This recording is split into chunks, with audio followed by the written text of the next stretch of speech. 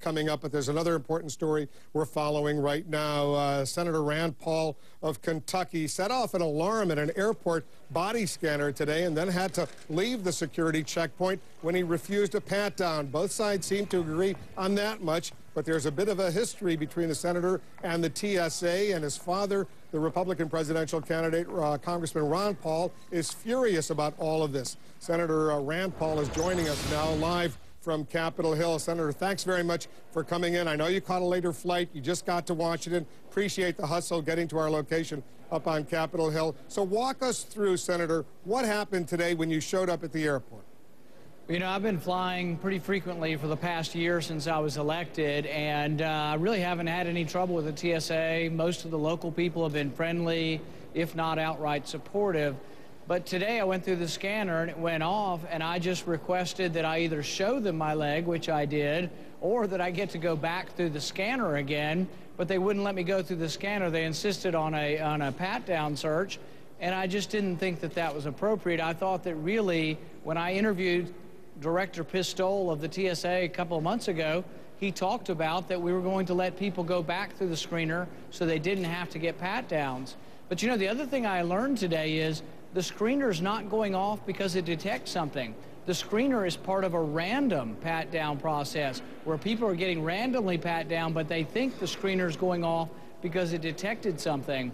And I didn't realize that till today, because the screener goes off one time and they finally let me go through it an hour later, and then the screener doesn't go off. That's because I must have been part of a random pat down but wasn't told that initially. Because we checked, because you had mentioned that earlier, we went to the TSA, we asked them, are there now random alerts that simply go off without any evidence that there's a problem? And they issued a statement saying no. Because we said, can the TSA trigger the machine to indicate there is an alarm? No. And then the other question was, do the machines have alarms that randomly go off to indicate that there is an object on a person when there is no object on a person? The TSA insists the answer is no. Who says that there is this random alert? Here's the interesting thing. Two people from the TSA, two separate people, and I don't want to name their names right at this point, but two separate people told me that there are random bells and whistles going off in the screening process that the local screeners are not aware of, but are part of random pat-downs.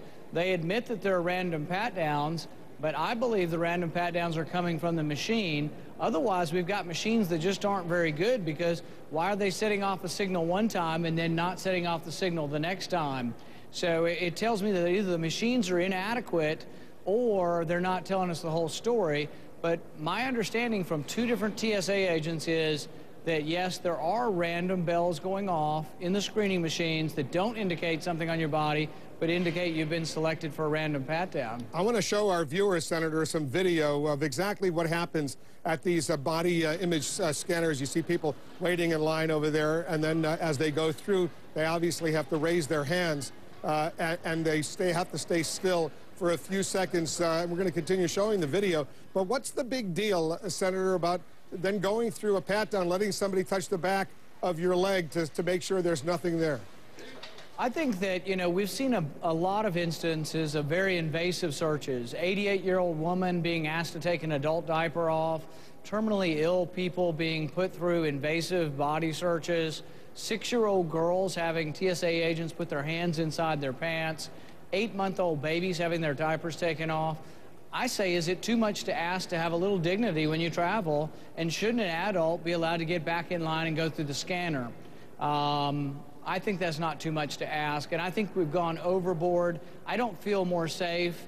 I feel that our dignity is being compromised, but I don't feel more safe. I would rather see selective risk assessments done on people who are international travel, people who have ties to groups that may be terrorists, but the regular, ordinary citizens don't need to be put through this, particularly the frequent travelers. I remember, and we have the clip, when you were questioning the head of the TSA in a Senate Homeland Security Committee, Aviation Security Subcommittee back in November. I'm going to play a little clip of what you said then. Listen to this. 99.9% of us are not terrorists. Let us go back through the machine rather than get a pat-down. You'll get rid of a lot of the anger and animosity towards the TSA and towards what you're doing, and give us a little more dignity when we travel. Obviously, this has been on your mind for a long time. This is not a new occurrence that just came out of the blue today. Well, I spoke with Secretary or Director Pistole today, and I asked him for a couple things. One, let adults go back through the scanner if they choose to do that versus an invasive body search, or give someone discretion. In the Nashville airport today, no one had the discretion to say, oh, hello there, I've seen you 4 times, I see you come through here every week, and I'm not asking for special privileges because of the office I hold. I would expect the same thing for any frequent traveler or any regular person. If Wolf Blitzer came through, Wolf Blitzer, where are you going? I'm going back to CNN in Atlanta. I have to be on the air tonight. That would probably be enough for me to not have to do a full body pat down if you wanted to step back through the screener. So I think we ought to use some common sense and not really think that everybody is a terrorist. What did Mr. Pistole say to you? You know, he indicates that there are a lot of programs that are out there that they're trying to make it better. And I don't attribute bad motivation to him. I think he probably is trying. But my point back to him is, after 10 years, why is there not a frequent flyer program? Why is there not a trusted traveler program? Why, you know, for example, my brother-in-law went to the Air Force Academy, and he's on 3 planes a week. Why is he still going through invasive searches? Why couldn't he submit to a background check and not have to go through all these invasive searches? I think and contend that we're wasting time on people who are not the enemy, and meanwhile the enemy could be slipping through, because they spent an hour and a half with me, and you know what they did in the end? They let me walk back through the screener, and the screener didn't show anything the second time, which makes me suspicious that they are doing random searches based on artificially allowing the machine to go off. Yeah, I agree with you. There should be a trusted traveler program in place. They do have 6 pilot programs. We did check at certain terminals, not at all the terminals, in Atlanta, Dallas, Detroit, Miami, Las Vegas, and Los Angeles. But I guess the question is, what's taking so long to have this done nationwide? The only thing I can imagine is government doesn't do many things very well, but it also might be a reason why that security would have been better had we privatized it and sent it out to private agencies. I would also feel more comfortable giving my private information to a private security firm, because I think they do a little better job with not losing their laptop computers and not letting my information get out on the web. So I think really privatization would have been a better route to go. There still are some airports that do have private TSA, but President Obama has opposed that and really pushed towards you know, there being just a government agency and no private security. I just want to leave you with 2 statements, and we'll wrap this up, Senator. This statement from the TSA, they released this after the incident with you today.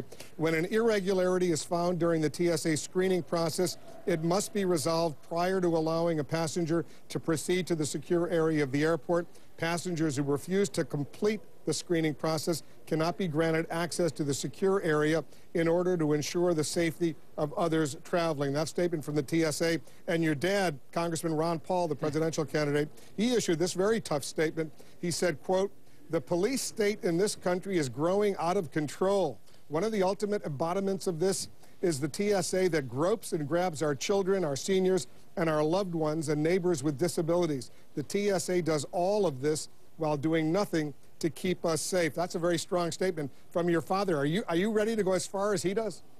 Well, what I would say is that they need the discretion to be allowed. For example, if they thought something was on my knee and I pulled up my pants leg and showed them my knee, showed them underneath my socks that there was nothing there, and I agreed to go back through the scanner, I think most reasonable people would think, well, that's fairly reasonable. He's not refusing to comply. He just doesn't want to be patted down. He travels every week through the airport and would like just to go back through the scanner. And I think we either need to get better scanners or admit that we are doing random pat-downs because of false beeps out of the scanner. And that's something I think they need to own up to, because 2 of them today told me that that is happening. And I assume you agree with me. No one's blaming the officers, those people who were working at the airport. They're doing their job. They've got their requirements. It's the higher-ups that you're criticizing for not giving them the discretion to deal with, for example, someone like you. Absolutely. I mean, as I've gone through the Nashville airport for a year, the TSA agents have been nice, kind, supportive, friendly, but they're stuck. They're stuck with the gentleman who wouldn't let me go through. It's not his fault, but he has no discretion. But then he called his manager, who had no discretion, who called his manager, who an hour and a half later, they let me walk back through the screener, and the screener didn't go off this time. which really makes me think the screeners aren't very accurate if they do go off one time and then don't go off the next time. We're going to invite the TSA Administrator, John Pistol, to come here in the Situation Room, and we're going to continue this conversation because I know, as a frequent flyer myself, there are a lot of frustrations, and we don't blame the individuals dealing at the airports with security. They're doing their jobs, but there's a lot of frustration out there, and we totally understand what you went through. Senator, as usual, thanks very much. Thank you. It's an extraordinary